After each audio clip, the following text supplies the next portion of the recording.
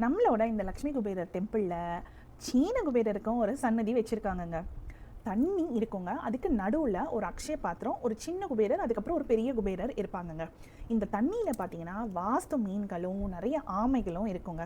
அதே மாதிரி நம்ம கும்பிட போகிறோம்ல, நிறைய பேர் கும்பிட போகிறவங்களாம் என்ன பண்ணுவாங்கன்னா அந்த தண்ணியில் நிறைய காயின்ஸ் போட்டு வச்சுருப்பாங்கங்க. அதே மாதிரி இந்த அக்ஷய பாத்திரத்தையும் நம்ம ஒரு சிறு காணிக்க செலுத்துறதுனால அள்ள அள்ள குறையாதது தானங்க அக்ஷய பாத்திரம். ஸோ அள்ள அள்ள குறையாத பணத்தையும் அந்த அக்ஷய பாத்திரம் மூலமாக குபேரர் நமக்கு ஆசீர்வதிப்பாருங்க.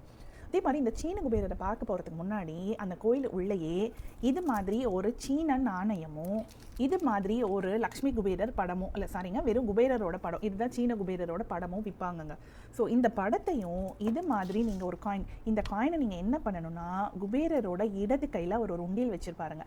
அதில் தடவி எடுத்துகிட்டு வந்து உங்களோட மணி பர்ஸ்லேயோ கேஷ் பாக்ஸ்லேயோ வைக்கிறதுனால பணம் விரைய செலவு ஆகாமல் இந்த சீன காயின்ஸ் தடுக்குமாங்க. ஸோ லக்ஷ்மி குபேரர் டெம்பிளுக்கு போனீங்கன்னா இந்த மாதிரி ஒரு படமும், இது நார்மல் படமாக தான் கிடச்சிது, நான் தான் இது கிழிஞ்சிடக்கூடாது, பேப்பரில் கிழிஞ்சிடக்கூடாதுன்னு சொல்லிட்டு லேமினேட் பண்ணி வச்சுருக்கேன். ஸோ இந்த மாதிரி ஒரு படமும் இந்த மாதிரி ஒரு சீன நாணயத்தையும் அவரோட லெஃப்ட் ஹேண்டில் இருக்க உண்டியலில் தடவி எடுத்துகிட்டு வந்து வீட்டில் வச்சு பாருங்களேன். கண்டிப்பாக விரைய செலவும் தவிர்க்கப்படும், கேஷ் ஃப்ளோவும் நல்லா இருக்குங்க. நான் இதை பண்ணியிருக்கேன், நீங்களும் ட்ரை பண்ணி பாருங்கள். கண்டிப்பாக நம்ம 7 ஸ்டார் சேனலுக்கு அப்படியே ஒரு சப்ஸ்கிரிப்ஷனையும் போட்டுருங்க.